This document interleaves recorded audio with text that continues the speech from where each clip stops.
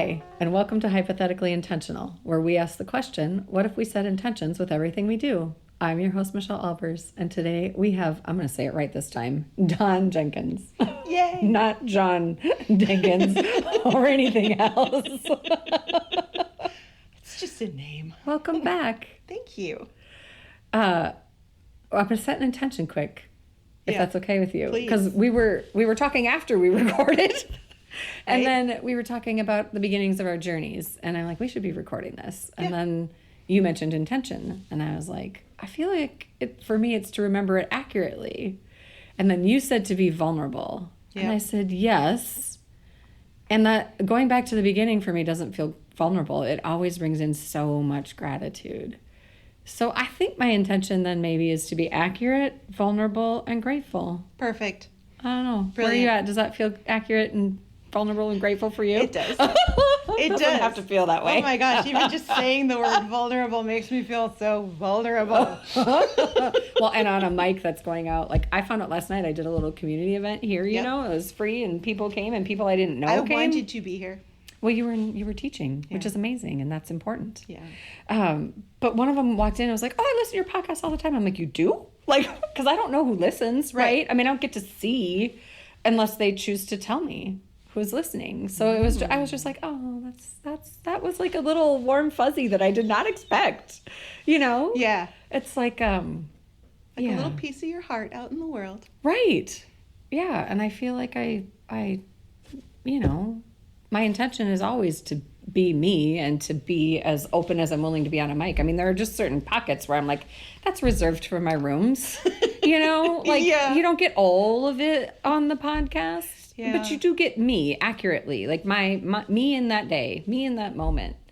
We were reflecting back on the beginnings of our journeys. Oh, yeah.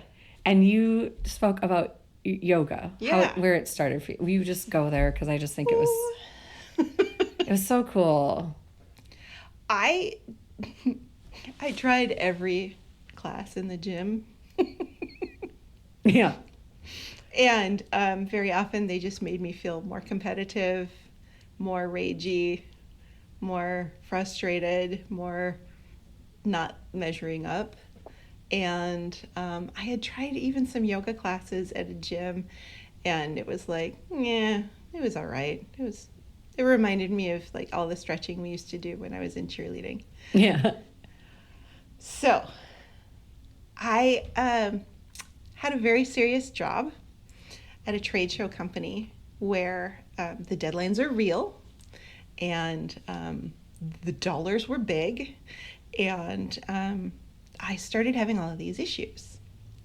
I cracked my molars Oh my gosh. by grinding my teeth in my sleep. I had no idea I was grinding my teeth.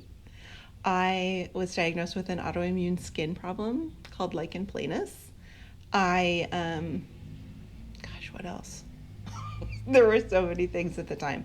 There was just this whole confluence of my body going, wake up, Yeah. pay attention to doing to me. And one of my coworkers said, you really need to try yoga. And I was like, I am not going by myself.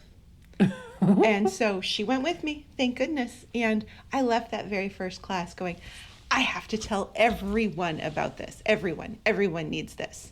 And I drove, my family and friends nuts for a long time.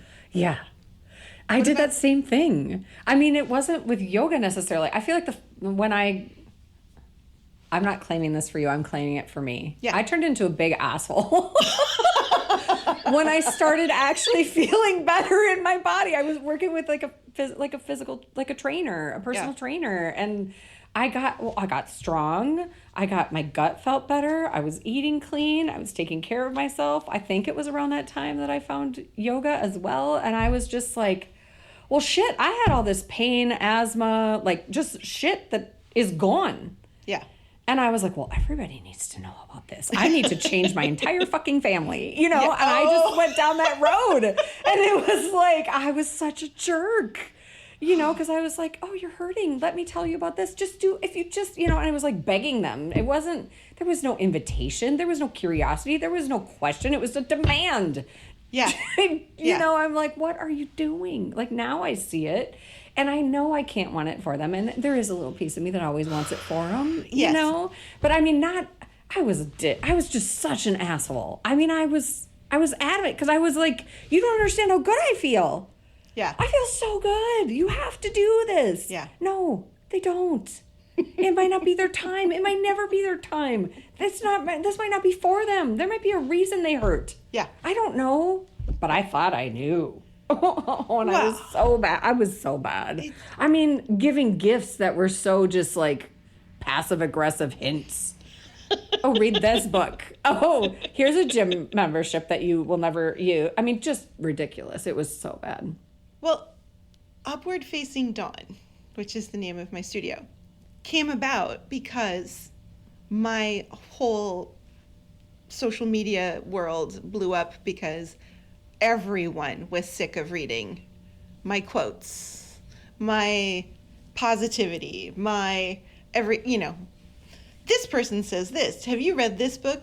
Have you done this practice? You should try that. So I created another page to put that stuff there so that people could have me. Yeah. Or they your could personal have page or your this thing that I was trying to sell to the world. And I mean, you talking about you were an asshole. I really was. I was an asshole before I found the yoga. Oh, I was too. Because I couldn't take employee reviews.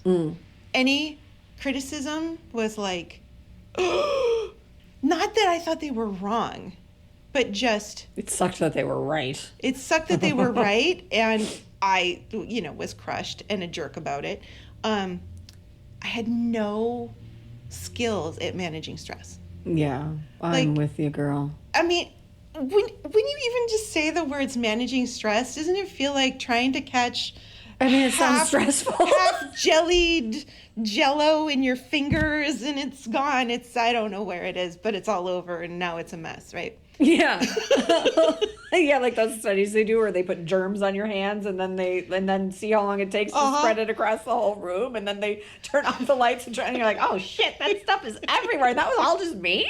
Like, I mean, I've never done one of those studies, but I've seen the videos and I'm just like, yeah, that would suck. And I 100% would be, I mean, of course it happens with everybody. Right? Yeah, stress feels like that. It just gets everywhere. So yeah, the more you think that you've got some strategy or something, or you've just shoved it down or put it on the back burner, it's everywhere.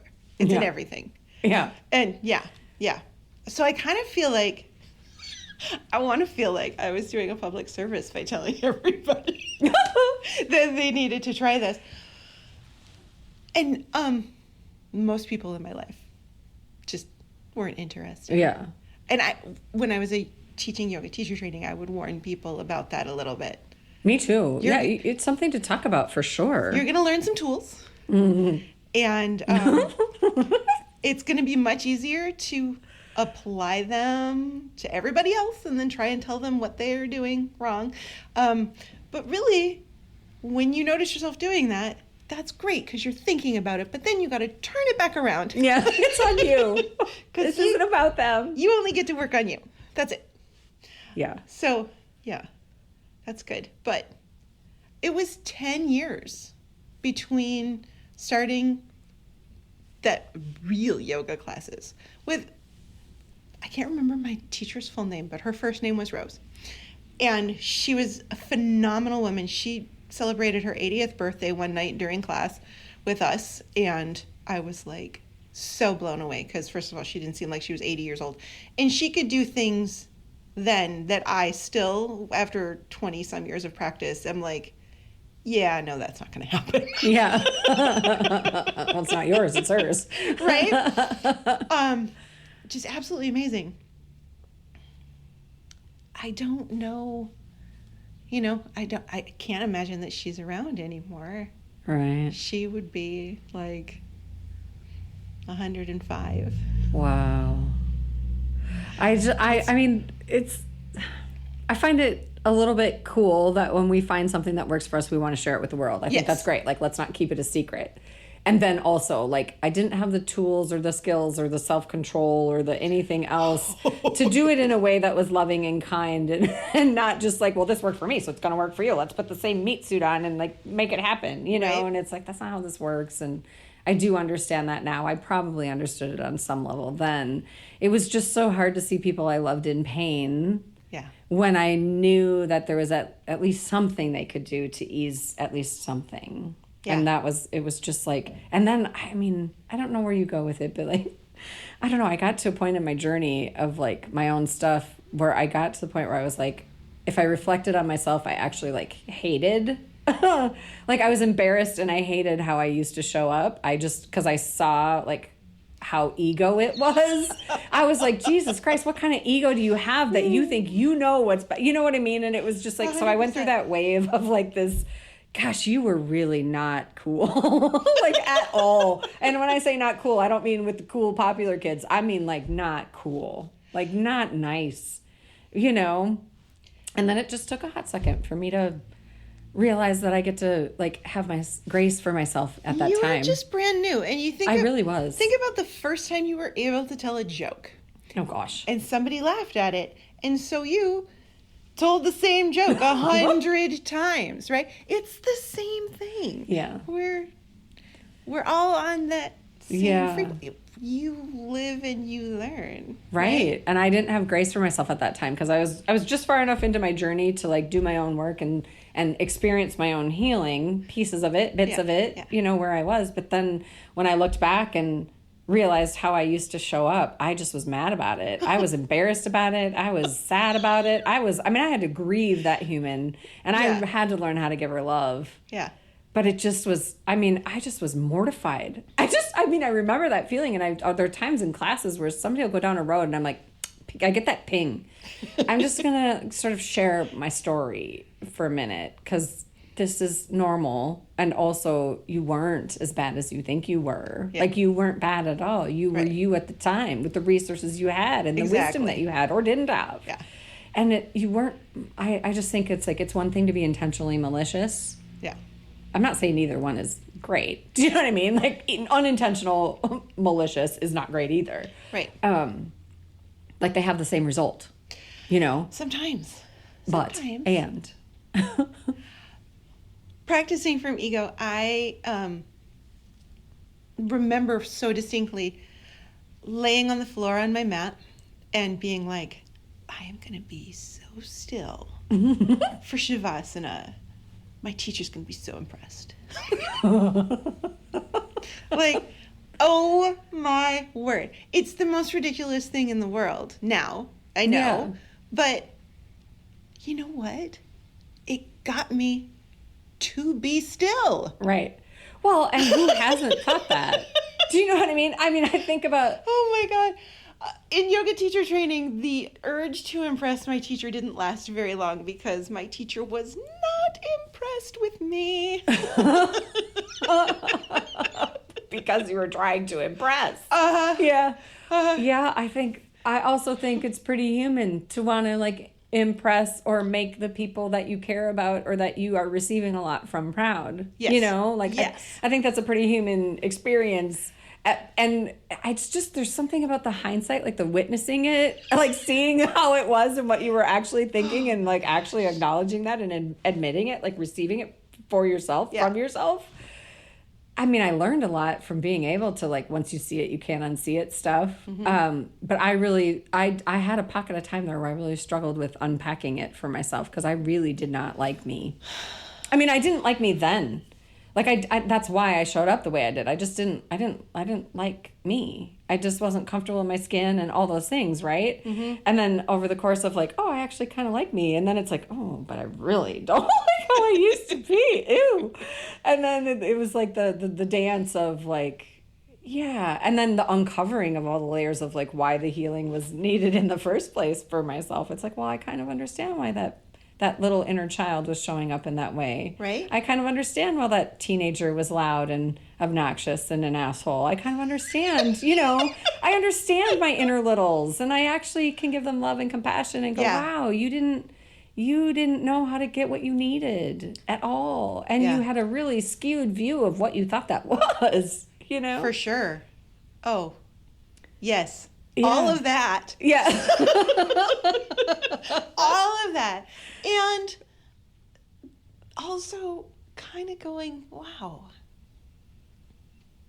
what a difference it is to be over here, having done all of this work. And I mean, it's not like I toil away 8 hours a day to try and make myself a better person. Yeah. No. I'm still a work in progress, or as they say on Ted Lasso, a work in prog mess.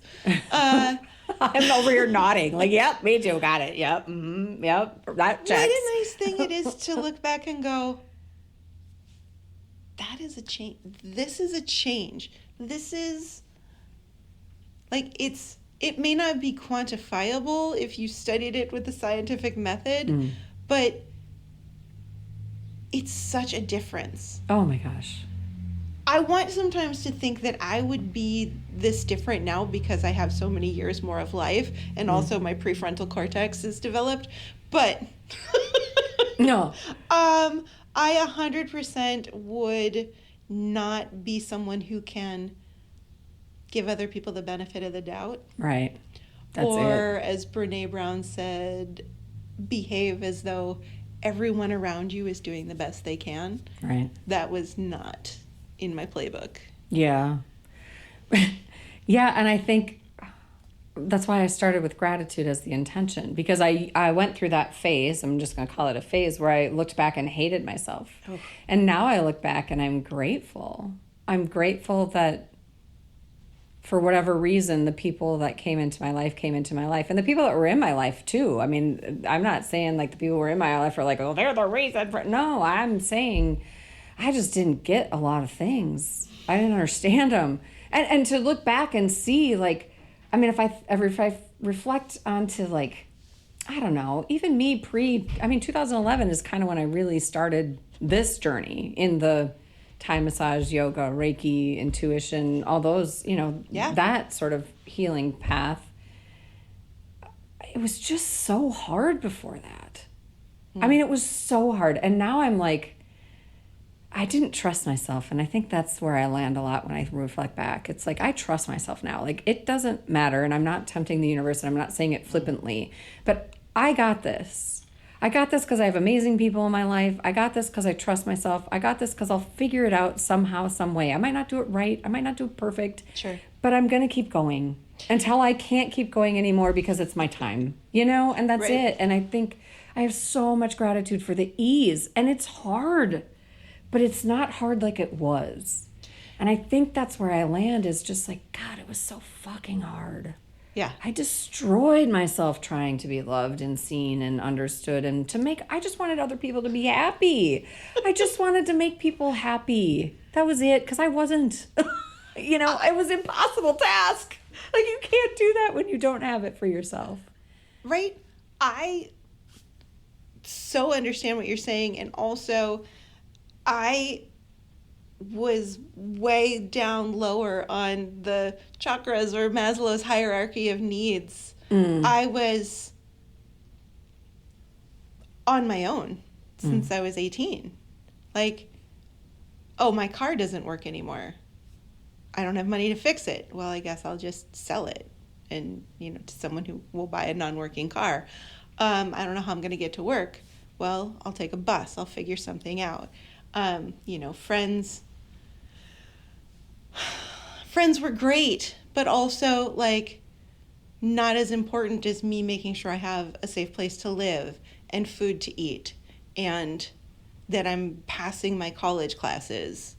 So, yeah, I am 100% sure if we could call up my friends from college, they'd be like, yeah, you were kind of an asshole. Yeah. But I had no bandwidth to be like, okay, well, I can breathe now because I've got these basic human needs for survival. Let's talk about belonging. Yeah. Yeah. Oh, yeah. Right? So, go figure, I gravitated toward the some of the drug using crowd because they didn't need me to talk about belonging. Right. If I was there, then I belonged. Right. If I didn't approve of what they were doing, then I didn't belong. I didn't have to participate. Yeah, you just had to approve. You had to not approve, I guess. Yeah. Yeah, you could be neutral. So, yeah. Yeah. Like, who I was a scared, Oh, gosh, yes. unstable, like, not grounded, Yeah. emotionally stunted, poor kiddo. Yeah. Yeah. And then when I started to, I graduated, went through some different jobs, and I found a little bit of success at that job that was super stressful, mimicking the chaos of the rest of my life that I was used to. If you know it, it's comfortable on some level. That's just true. It's the familiar dysfunction. Yes. That was mine, chaos. So then I started to work on things like, do I fit in? Am I good enough to be friends with this person? Am I good enough to date this person? And yeah, that's a whole mess. And I know that there are people who grow up in perfectly wonderful environments and are not like 100% on their own in the world who struggle with these things too. Oh, yeah. It's such a human, like, I need to figure out who I am. I need to figure out how to like who that is. Yeah. And if I can't figure out how to like who that is, then I need to be willing to make the changes and then relate to other people. Mm-hmm. And then see the bigger picture. Like, I remember I had a roommate and I was such a bitch to her. Oh my God. She loved animals. And I often got the mail every day. And there were all these PETA, People for the Ethical Treatment of Animals, is a beautiful cause. Mm-hmm. Their postcards in the late 80s, early 90s were the stuff of nightmares. Oh, and like pictures, do you mean? Yeah. Oh, they would put yeah, pictures I on would have a hard time with postcards that. to get you to do activist things, and I would get the mail and I would feel, and not be able to regulate my nervous system and not have any tools to manage that stress on top of life. And I was just like, you need to make these stop. Make them stop sending these postcards to our house because I can't deal with it. Yeah, that's an exhausting life to not be able to get your own mail because it sets you into that place. Yeah. I do feel like that. I feel like life felt charged to me. No matter where I was or who I was with, I just felt like it was all charged and it was all like from the inside out, right? Yeah. Like I was ready to just explode in one way or another for most things. Yeah. Yeah. God, we would have been such good friends. Oh my God, we would have been horrific friends. We would have been good friends and then we would have been enemies and then we would have been good friends and then we would have been enemies. Terrorizing the world. Or we would have been great at planning bullshit for everyone else. So yeah, it could have gone a million different ways, but it would have been. Yeah. Yeah, I think, gosh, it's just like when I reflect back to how I was and the experience of figuring out, like I didn't see all of that when I was in it. I mean, there's always been a part of me where I'm like, there's a happy-go-lucky little girl in there somewhere. Like, she's a fun person. I am that human. I've always known, like, there's been a nugget of that somewhere in there. Oh, yeah. And I just didn't know how to find her, and I just sort of was, like, oblivious to how hard it really was until I sort of uncovered and discovered what was possible. Mm-hmm. And then I was like, wait, what do you mean that's not normal? Wait, what do you mean? Wait, other people don't do that? Wait, what do you mean your brain doesn't work like that? I'm like, oh, okay. All Yeah. right, so something else is possible. I guess that's good. But Yeah. how? I had a yoga teacher not that long into being in yoga. It might have even been Rose. It might have been Tanya. Say, you don't have to attend every argument you're invited to. Yeah. And my brain exploded. Like, what do you mean? Of course I do. Yeah. And then also like, wait a second. How would I do that? Yeah. And then I stopped attending every argument that I was invited to. And it was another step in that nervous system regulation of like, is this in my purview? Is this part of what I need to be responsible for or invested in? Because if it's not, great, don't. It's another beautiful example of planting a seed. Yeah. I mean, someone said something to you and you're like, wait, what? Oh. Yeah. And I think that's, it's like, you never know how you affect the world and the people in your world. And even just one little statement can change someone's life in a way that is absolutely magical and for the best. For the best and highest good even, right? Like that's really where I go with that statement. And wow. I had a yoga therapy client say to me, because he wanted a book recommendation. And I gave him a book recommendation and he started reading it and we had our next session and he was like, yeah, I just don't think like you do. Mm-hmm. And I was like, yeah, I didn't think like this when I was your age either. And I also didn't think like you think. So what I'm telling you is not that you need to change the way that you think. What I'm telling you is that the way that you're experiencing in your head and in your life right now is not the only way. Yeah. There's a light. There's a light at the end of every tunnel. There's always another way. Maybe I don't like. It's so funny. I say words like always and never, and I just get this pain. Like that's not true. I don't believe in absolutes. I mean, everything is temporary. That feels true for me. I can say that. I mean, I believe I'm never alone. I believe I'm divinely guided. I can say always for those things. But outside of that little handful there, I just think, always really? Very, very often. Yeah. Most of the time, much of the time. Sure. Yeah, I don't know. I just think there's so much power in places we don't realize. Yeah. Yeah. And there's moments, like as a yoga teacher, just in regular yoga classes, where I'll say something, and it's just a little one-liner. Like, you don't have to attend every argument you're invited to. And then, like, days, weeks, months later, someone will come up to me and say, do you remember when you said, and sometimes the answer is no, I said that.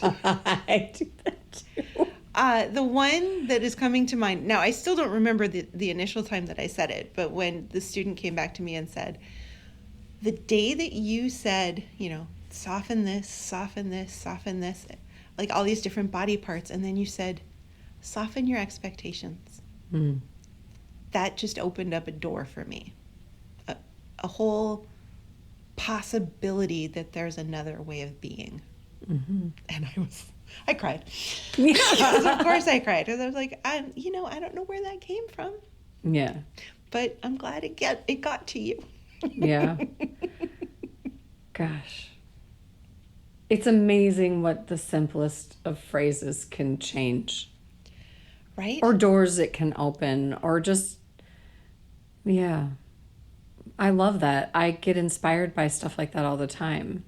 And I have like people come back and say, oh, you changed my life. You said whatever. And I'm like, did I? What did I? Wait, what? When? Like, I don't remember it, but I don't expect to remember everything I've ever said. I think the point, is that you just never know how the impact of what you're saying can have on someone else. And inspiration can be found in really curious places. Just the willingness to be in dialogue with life is day and night different from where I started. Oh gosh, me too.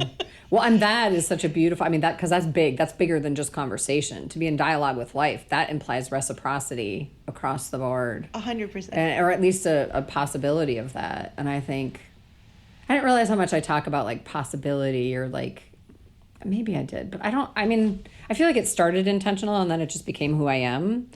But I'm because I don't believe in absolutes, and because I believe in choice, and because I believe I can't possibly know what's good for anyone other than me. And even that, sometimes I fuck it up. You know what I mean? In fact, often. What? I just think I'm a big, like, consider this, or what if it could be possible? Or, you know, I like like some people see what ifs as like, what if everything could catastrophize out? But I'm like, what if? What if that's possible? What if, you know, could it possibly be? Have you considered? You know, I just think they're softer words, but they're also an invitation. They're not a dictation. They're like, you can't help but think about it when it's planted. You know, it's just like a seed. Possibility is the root of hope. Yes. There is no hope if you can't conceive of things being different than they are. Right. And without possibility, there's no hope. And without hope, there's no change. Right. You have to believe that you can get a different outcome if you put in a different input, or you wouldn't change your input. Exactly, because why would you bother putting the effort in if you don't believe something else can come of it? Yeah. You might not believe it's going to be easy, or you might question whether or not it actually is possible, but there's a small piece of you at least that believes it could be. Well, and in this day and age when we want somebody to just hand us a pill to make our problems go away, it would be so great. It's so nostalgic and hopeful and full of possibilities to just it's like putting pennies in a piggy bank. They're like, what is a penny worth? They say, nothing. You can't buy anything with a penny. And every time you make these choices, every time you practice, it's just pennies that you're just putting in until the weight of it changes you. Mm-hmm. It's so beautiful. And it's messy and heavy and right. I mean, it's all those things. I think I say it's so beautiful, and it's like I truly believe that with every fiber of my being. And I don't think it's neat. I don't think it's tidy. I don't think it's easy. I don't think any of those things. But the process of it all, the unfolding and unraveling and revealing of all of this journey that is life and healing and choosing yourself, to use my phrase, I think, God, if that's not beautiful. It is. It's so amazing. And it's, I mean, it feels miraculous to me. It's like, how is it that one choice at a time in 7 years, we can have a whole new body? Mm-hmm. You know? I mean, circling back to last time we talked. Yeah. know, I just think, every wow. cell is new. And yet I'm still Dawn. You're still Michelle. Mm-hmm. That's magic and miraculous. And also we're 7 years evolved farther down the road. Right. And thank God we change yet remain the same. I mean, thank God I changed. Oh my gosh. You know? I don't think I would have gotten married. I don't think I would have had children. I certainly would never have become a yoga teacher. I would probably still be working in really stressful marketing jobs, chasing that dollar bill. Mm-hmm. I know. I yeah.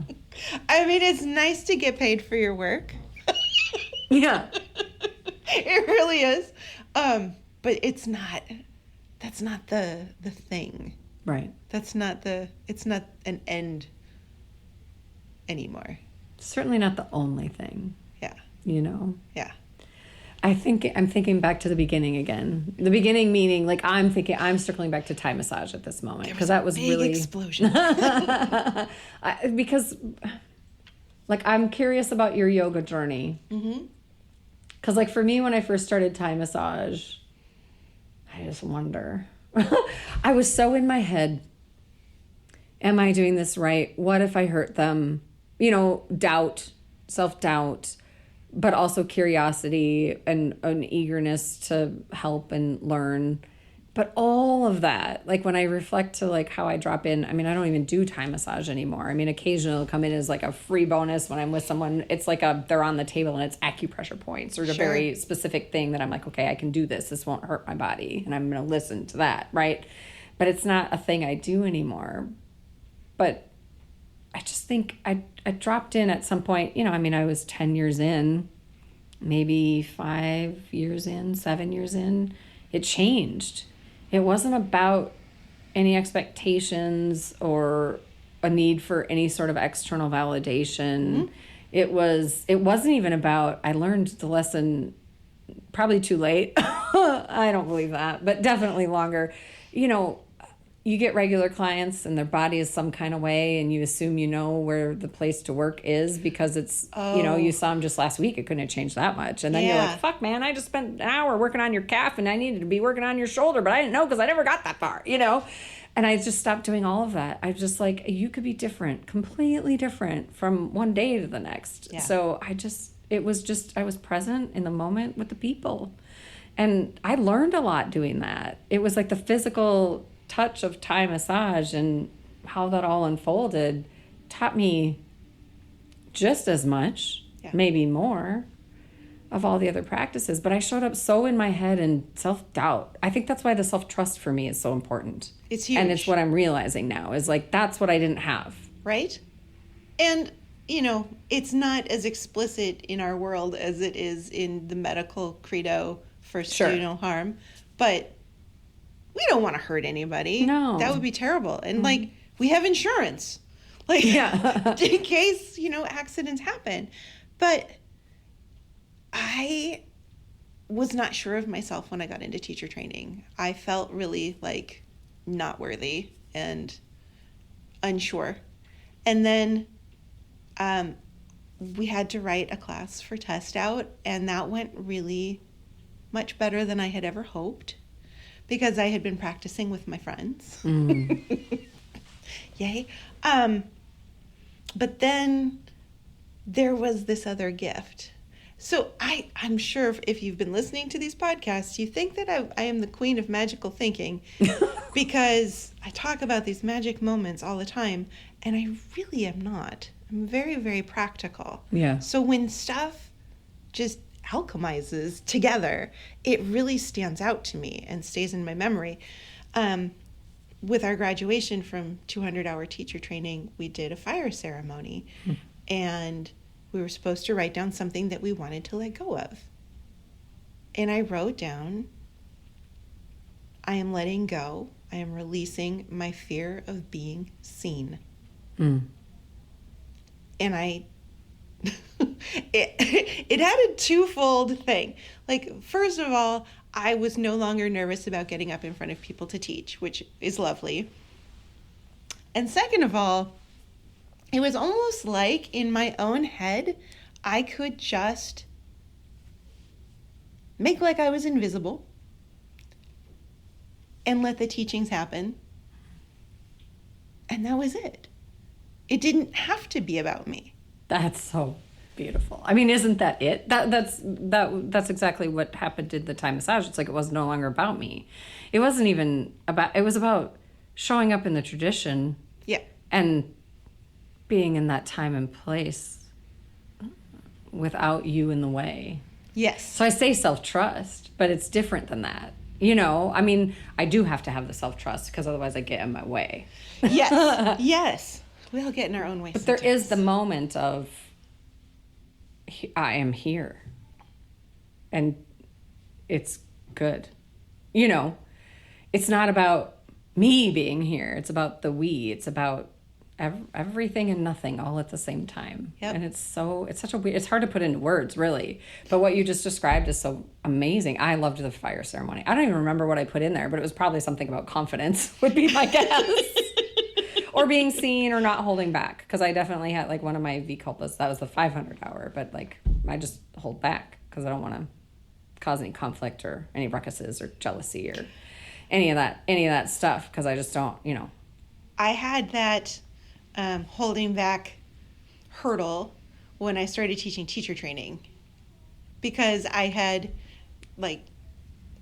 did part-time teaching for the Yoga Center of Minneapolis teacher training 1 year. And I loved doing it, but I realized that I would do it different. Yeah. And I was like, well, if you would do it different, then you just write your own training then.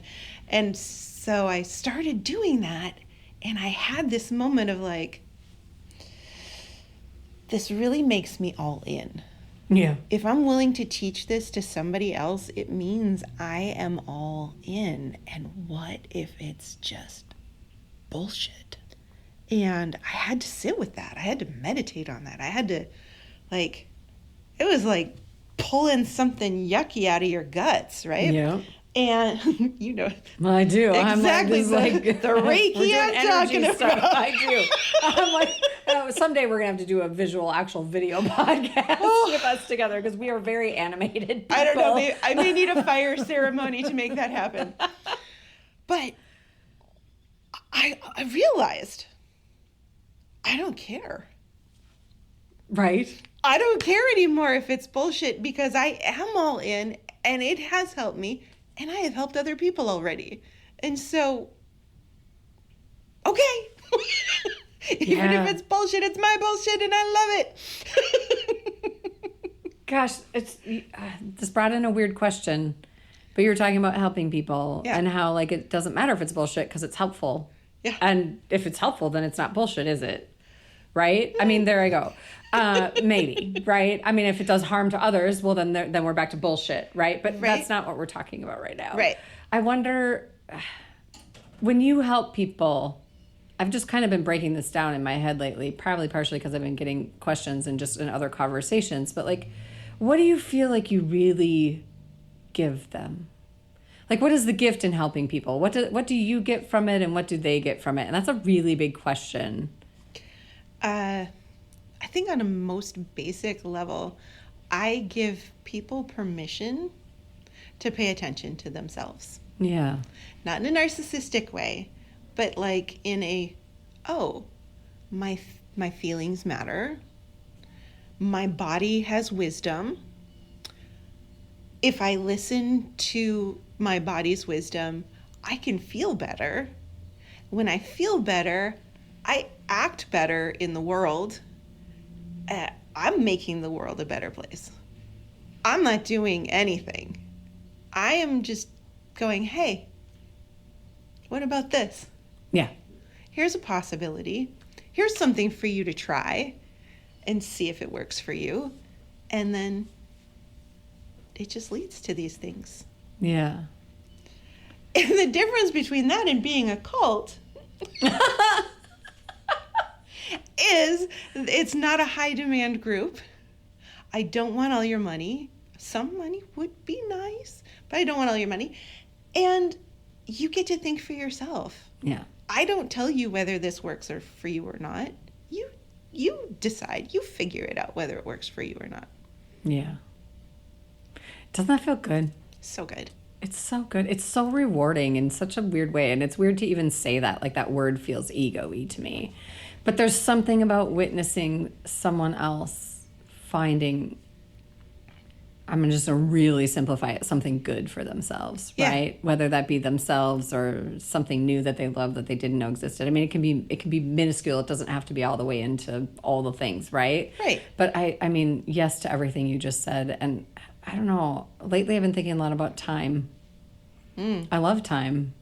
It's one of my favorite resources, and it's one you can't replenish. Right. And I think because I love time, and it's not about me, but I do feel like somehow the work that we do, the work that I do, it gives people time. It doesn't give them more time, but it gives them more time in ease, more time in joy, more time with themselves, more time how they want to quote unquote spend it. Exactly. And I think, fuck yes. And that's not about me. No. But it's just, time has been coming up over and over again with different, and in different ways, and different, like, is time real? Is it, like, what timeline are we in? And I mean, all kinds of time, like, not just like what I'm talking about right now, but I just think, gosh, if we can be in time and space with each other in a way that's not so damn heavy, that has a little giggle in it, that that you accept yourself for who you are right now in this moment without a requirement to be anything different. Yeah. I just think, gosh, that's pretty cool. It's a gift. Yeah. And it's maybe not validation, but it's affirmation. It reaffirms you. Yeah. To your soil, to your grounding, in a sign point. Yep, you're on the right path. This is your path. Yeah. I think that's it. It's like, I think about like, I grew up in a family of a lot of worry. Like my grandfather was like, well, you better leave 3 hours early in case you get a flat tire. I mean, it was that kind, I mean, and everybody, Oh, yes. everybody that I can think of, maybe my dad wasn't so much a worrier, still isn't really much of a worrier, but sometimes, even he sometimes worries, and I just think, how many minutes of my life did I waste worrying about shit that was never going to happen? And even if it did, I was fine. Right. I handled it, or someone handled it for me sometimes, but it was like, I don't know. I just think how much time I wasted. And I'm not beating myself up about that. I just reflect back and go, wow, I'm glad I don't show up that way anymore, Yeah. And that's it. Like the work we do for ourselves and with ourselves, and then ripple it out into the world, however that looks. I mean, as our purpose, I think, great. If it makes even one little step and one little shift, good. Yeah. That makes me happy. Right. But it's not about me. How do you feel? You know what I mean? Like, it doesn't matter how I feel. I don't care. Like, it doesn't, I don't care about how I feel if I'm working with you, because it's not about me in that moment. I know how I feel. I'm good. Right. It's my responsibility. You're your responsibility. So let's take a look at that. Some people never have. I never did. I didn't take responsibility. I didn't know how. I didn't know what that meant. It's like, No. wait, what? I got to take accountability and for what? No. I didn't understand what that meant. So many years of I just need to stay alive. Yeah. And then, there's other things. Yes. Okay. Yeah. All right. So in that way, it's like a privileged place to be. Mm-hmm. Thank goodness for that. Yeah. More people should be afforded this luxury, this privilege. As many as possible. Yeah.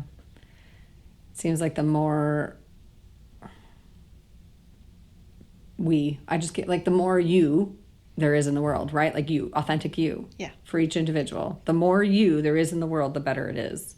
But I'm talking authentic you. I'm not talking about the you that's trying to show up and fit into boxes that aren't yours or labels that don't matter or I'm just saying like the more you that is in this world, the better. It's so good when you can see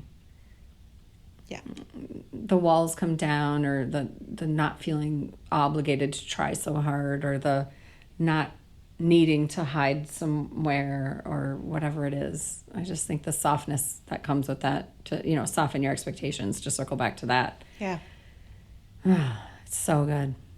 And it's so hard. And until it's not, right? There's always a point in like the healing. I feel like I've bounced off the bottom so many times, but every time there just becomes a point where you're like, oh, look at that. There's air underneath me and nothing's hard in this moment.